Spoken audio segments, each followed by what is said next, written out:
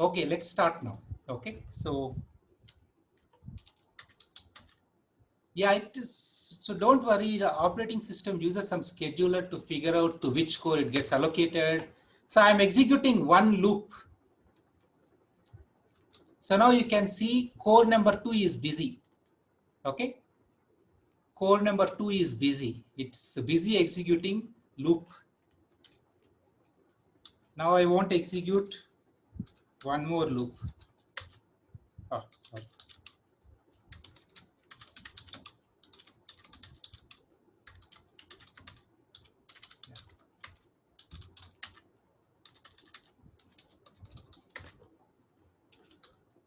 So now you see two cores are busy. You can all keep a count of it this in the chat box.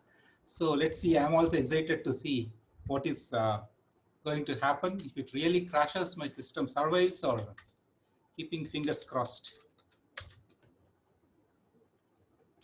So now one more loop. I can see three cores are busy. Awesome.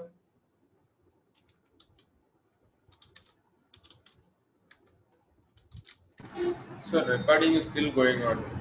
Now I stopped the previous recording and started it again.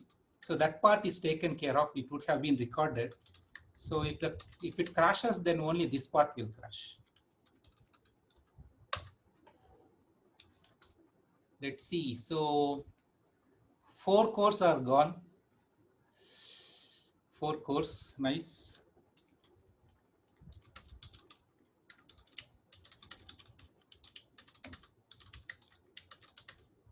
Yeah. Yay, 5 cores are gone. Okay, after I execute the 6th one, my my system may slow down. My system may slow down, but let's see what happens.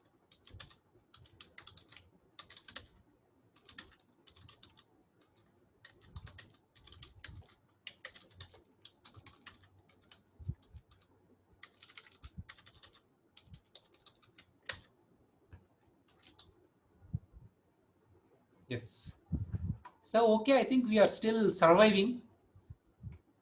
So you want to try one more? So all 6 cores are busy. And I guess hope Zoom is still working. Yeah, so now did you see the message? Your high CPU usage is affecting uh,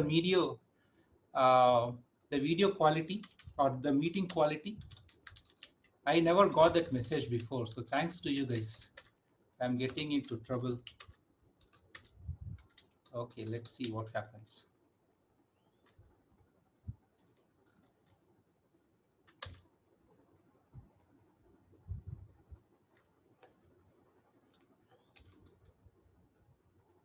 So how is so it's still going on? So you are still good? It's not even lagging. Okay. So it's good. So there is a lot of multiplexing that is happening. But one thing you can see, like the loop program, it's not using any memory at all. It's not using any memory at all. So only 3 GB RAM is occupied out of 64 GB. If you do the same experiment on your machine, maybe your machine will crash. So the loop program, it's not using not even a byte of memory. I mean, it's using some memory, but it is very basic. Let's make an infinite loop of creating infinite loops. It's so I will do that. Let's try this. Okay, since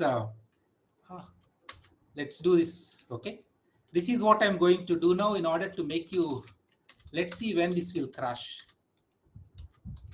I see some lag on my machine now. Okay, the way I'm going to do it is dot loop.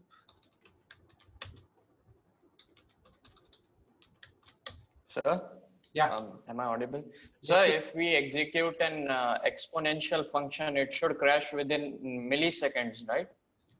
What do you mean by executing an exponential function? So So like if we in some way write a code that says 2 to the power x and increase x multiple times, like 2 to the power 1 and write it. No, So 2 what to you the meant power is, 1, 2 to.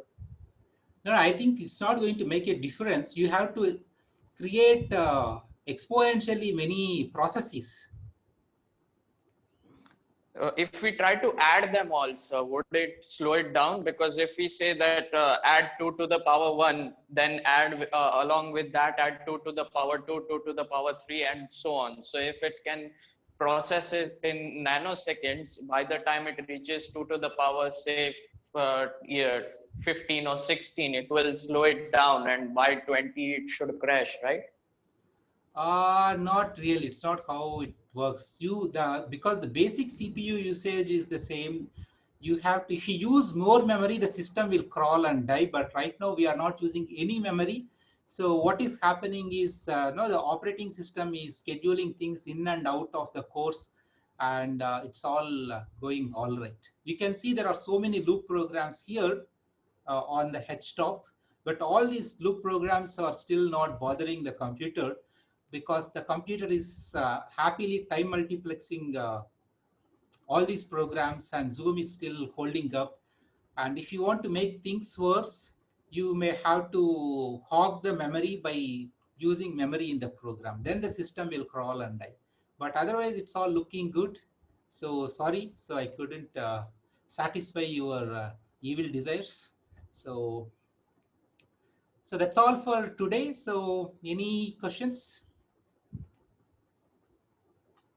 So shall we take a break for today? Awesome. Sir, I have one more question that I wanted to ask. So to say, no, just 1 minute. So Sure. this concludes today's class. So thank you guys. We will continue our discussion on Friday.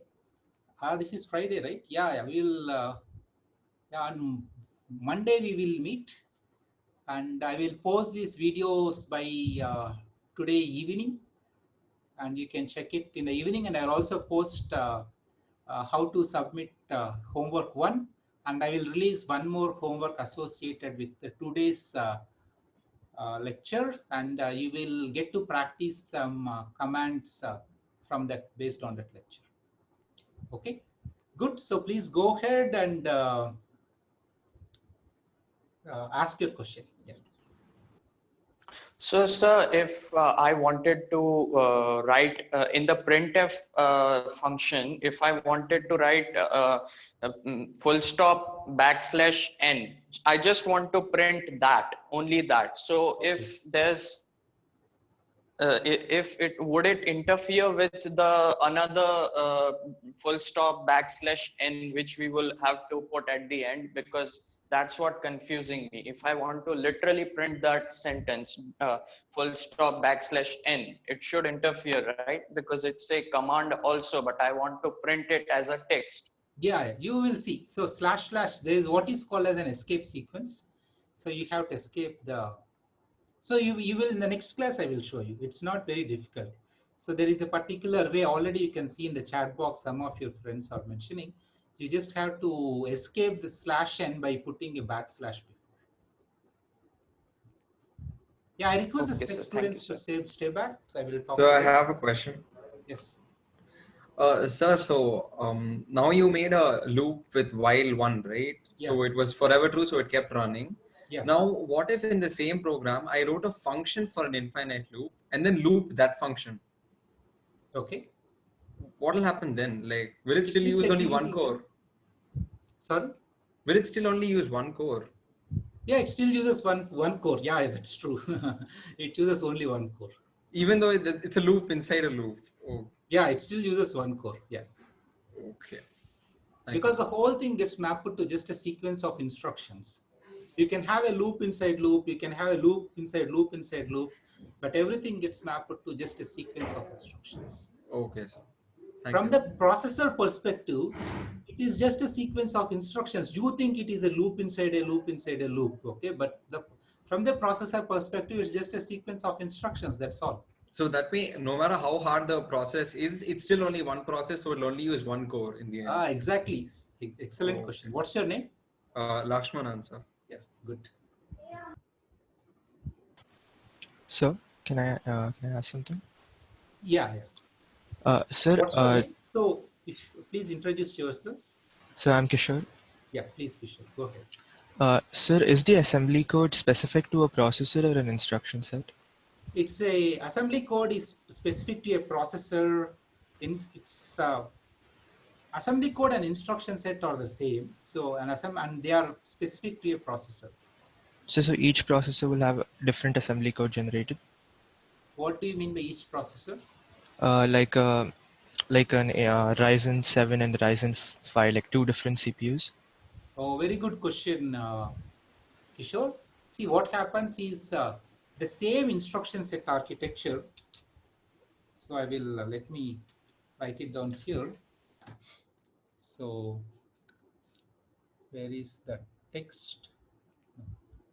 So if you see what happens is, see if I am right, Ryzen 5, Ryzen 6 both respect or understand what is called as an x86 64 Yes, sir. instruction set architecture. And there are many processors which respect Ryzen 4, Ryzen 5. These are AMD processors. So these are like, no, Ryzen 5 is a much more powerful processor than Ryzen 4, but both understand the same instruction set architecture. So if you have loop.c, it gets mapped to x86 64 instruction set architecture, and Ryzen 4 and Ryzen 5 both will understand the same executable code. But Ryzen 5 is built using more better technology. So because of that, it can execute the same loop program much faster than Ryzen 4. Okay. Thank you, sir. Okay. Sir, coming back to that doubt I had, Mm-hmm. this is Lakshmanan again. So, if now, is that why they say a few processes can't be partitioned, like can't be divided into many cores? Is there any? Is that the same reason they say a few processes alone can't be partitioned into different cores? Like the cores can't divide the workload for a few processes. No, see, this is what it is. Actually, the issue is this. I will explain now again. So if you go back to the execution model before, what is the execution model? This is, just give me 1 minute. My system is slow because of all the processes Yeah. running. Sir, I you will didn't kill them. They're like, I will kill them. I will yeah. kill them, and then I will get back to you guys. Yes, sir.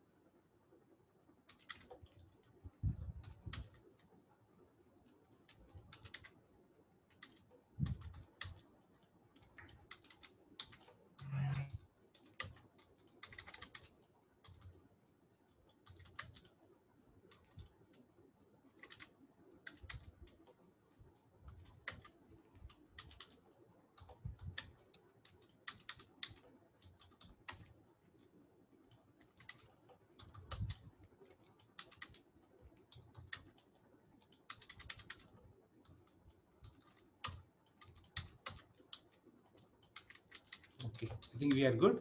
So yeah, so this is if you go back uh, to the execution model that we have seen in the last class, this or maybe the couple of classes before, this is your whole processor. For example, this is my processor.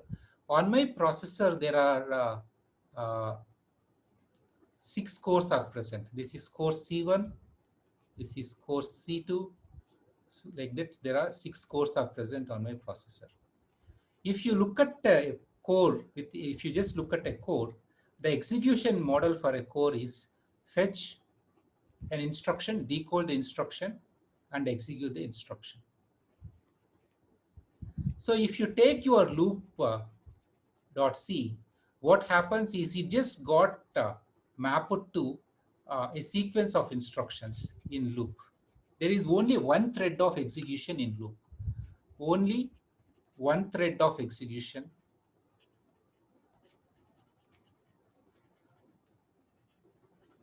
One thread of execution in loop. Since there is only one thread of execution in loop, that one thread of execution can use only one of the 6 cores. It cannot use all the 6 cores. And when I gave one more, when we executed loop one more time, you have created a completely independent thread of execution, and that independent thread of execution, it can run on one of the other cores. One thread means this fetch, decode, execute, that is one thread of execution. Sir, but what you did was just a loop, just a while one loop. But what if that loop itself had instructions into it? Does that mean your No CPU was problem. So already? finally what happens, you may have code like this, okay? So you are saying like this, while one. Yeah, exactly. There'll be instructions inside that. Yeah. Or But what anything, not happens just a is- loop. Yeah, sorry. Yeah, you can have instructions also, it doesn't matter. But essentially all these things, they get mapped to a sequence of instructions, only a single line of instructions. So, but then your one core was already at 100% usage. So now if I include instructions into that, shouldn't it use more than 100% for that core? No, it's not like that. No matter what program you write, okay, no matter what C program you write, so finally it gets translated into a sequence of instructions like this: inst1, inst2, like that. So these are the sequence of instructions to get in instk. So these are the sequence of instructions to which your program gets mapped to. Whether you use a loop within a loop and instructions within a loop, it doesn't matter. That gets translated to a sequence of instructions. Okay, so And when it'll you probably get slower. That's it. A sorry, little slower. it gets So it'll slower, or no, that's all. No matter what you do, finally your C program gets mapped to a sequence of instructions. These instructions will be fetched, decoded, executed, and there is only one thread of execution within a loop. That's all. Okay, so it'll permanently be at 100%, but it'll get slower the more instructions are there. That's all. Yeah, that's all. It takes more Okay, time to finish a loop. That's all. Okay, sir. Thanks, sir. Okay.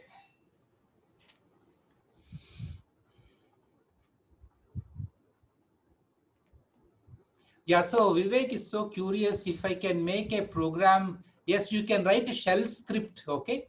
To, yeah, maybe I will give it as a challenge problem to you. I will do it as a challenge problem.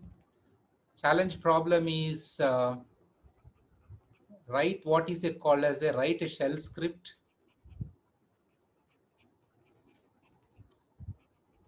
to crash your computer. That is a challenge problem. I will post it today. Vivek, you will get an answer to that.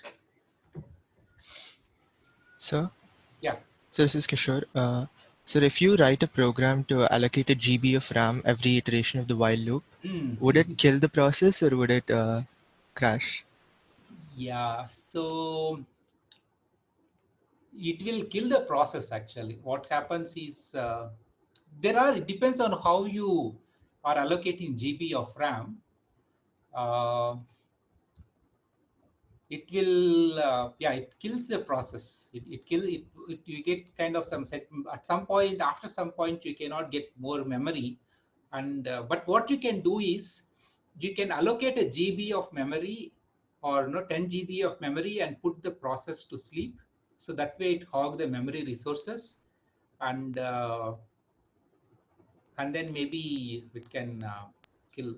Yeah, it's possible. Thank you, sir. It's possible. It's a good idea to try out and see what happens. You want to try it out? Yes, sir. So Sir? yeah. Sir, Amey here, sir. I just I told before about the exponential function, so I thought more about it, and I think if say we do one thing, if we say just printf and some word, say computer, let's printf, and above that we set a counter to print the printf function, execute the printf function 2 to the power something, and add a counter below to each time increase the number of times printf is executed for one cycle. So first time, say the printf will execute only once, so computer. The next time it will execute twice, then 4 times, then 8 times, then 16 times. It will write computer, computer, computer over and over again. So it will, in that case, it would crash or not? No, no, it doesn't crash. So it will just infinitely, it will keep Yeah, writing computer, computer, Yeah, computer, computer. Yeah. Okay, sir. Okay. But what? Thank you. But if the idea suggested by I think Kishore, it may work in crashing. Like for example, if we see loop.c, if I say double,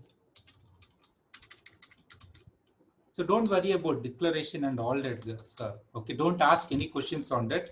I'm just trying to see.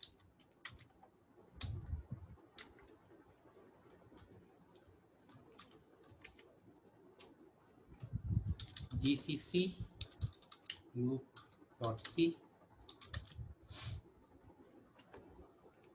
is 0 h top.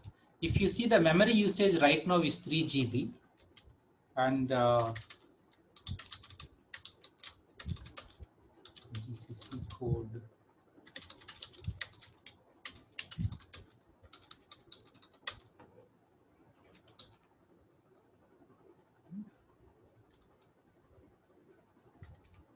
didn't change much. Yeah, now it increased it by a little bit. I want to increase the memory required substantially. Okay, we will try this program next week, but I want you to take it as a nice homework problem to see if we can increase the memory occupied by the program. So that way, not only want to hog the CPU, you want to hog the memory also. As you keep hogging the memory, then the system will definitely slow down and crashes. So if you want to crash a computer, you just need to overload the RAM, right? Sorry? If you want to crash the computer, you can just overload the RAM. Yeah, that's right? true. How do you overload the RAM? That's so you can try to like create how many ever for loops you want. Like you can put a for loop inside a for loop inside a for loop. no, it's not going to. That's what I tried to explain. Just because you have many for loop, it's not going to overload the computer. No. Okay. Everything gets mapped to a sequence of instructions, and there is only one thread of execution. And okay, sir. Excuse me, sir. Yeah. Sir, I'm Gaurav. So, sir, basically, if I have a set of instructions, that will only be it will be only in the CPU, so that will not hog the RAM. But if I have data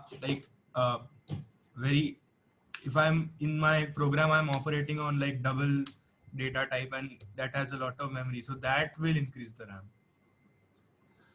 Not increase. Well, we think about all those things. I think we'll hold them. So good ideas. But one thing is your CPU is not going to hold instructions.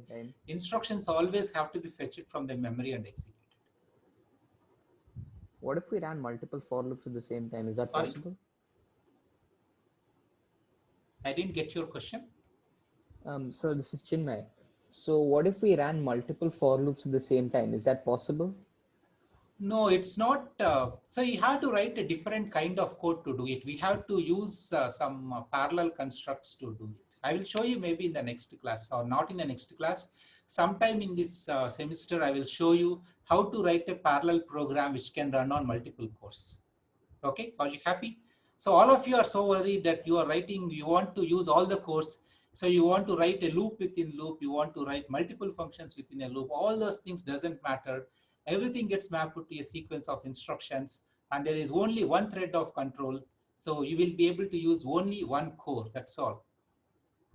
And a later point in the course, in the second half of the course, I will show you how to write a C program so that you can use multiple cores that are available on your system.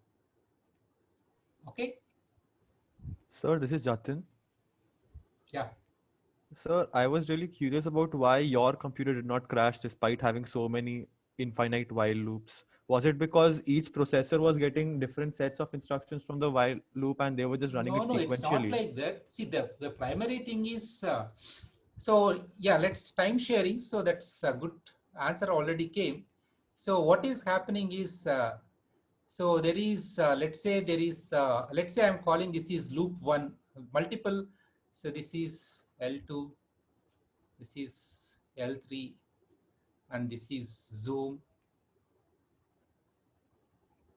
And then this is L4.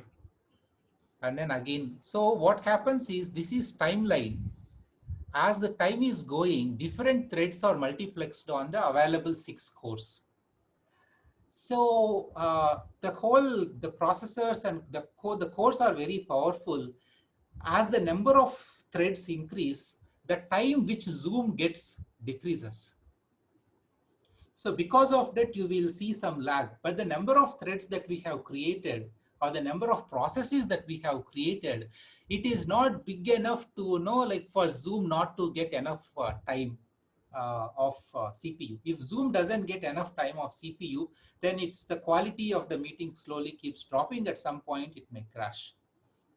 So, and on the top of that, this is all, this is time multiplexing. What is happening here is time multiplexing. But how memory works is approximate. This is not exactly the same. So part of this is occupied, this is RAM. Part of the memory is occupied by RAM, by L1 process, the loop 1 process, part by zoom, so on and so forth.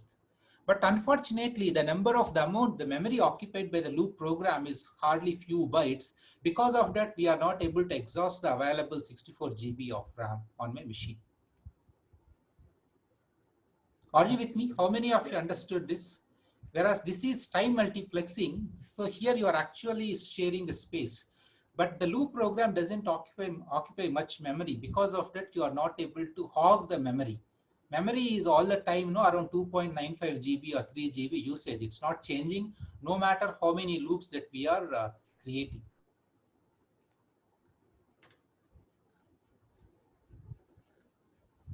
Sir? Yeah. So sir, I think what I'm trying to understand, and sir, please correct me if I'm wrong.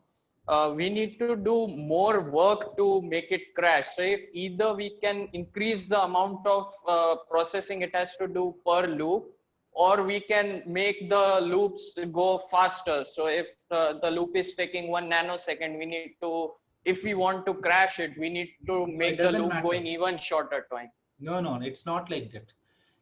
It doesn't matter how many instructions you have in the loop. The time slice obtained by a loop, it's like this only. Okay, it will. So for some time you will get some period of time, and then after that, there is another loop another program gets the time. After that, some other program gets the time. After that, you will get that time. So no matter how complex your program is, you will only get the time slice you are supposed to get. That's all. Nothing more than that. Okay, sir. Thank you, sir. Okay. Okay, so I had another idea. Can I just tell it? Yeah, please. So like, suppose I have a program of 500 MB size, and I repeatedly try to load and save this program in my computer, such that the memory keeps on getting occupied, continuously gets used up. So after the last limit of the memory is reached, then won't the computer crash? See, this is what happens, okay? So pay attention, guys, those of you who are still hanging around. So after your whole memory gets filled, so there is on your hard disk, there will be some space called as swap. So what happens is, in order to create space for your newly created process, something will be moved into swap memory, and something else will move from swap to the main memory. Like that, what happens is there is lot of activity between swap and RAM, which kind of slows down your whole process, your system. Okay. And that's why sometimes in Windows machines, when your too many processes are there and you start doing things, the system kind of really slows down, because there's a lot of activity between swap and the main memory, and it kind of slows down the whole system. Okay, so because I read somewhere about a fork command in C programming, in which like if you run it in a loop, it can crash the computer. Because That it is it for a executes different reason. That the is what is program. called as a fork bomb. So that will Yeah. for a different reason. Okay, so thank you. Okay, guys, I think we should stop here for today. Time is 12:10. Thank you. So great. So I hope you understood the core ideas from today's lecture. Let's catch up on Monday. So great. Thank you. Bye.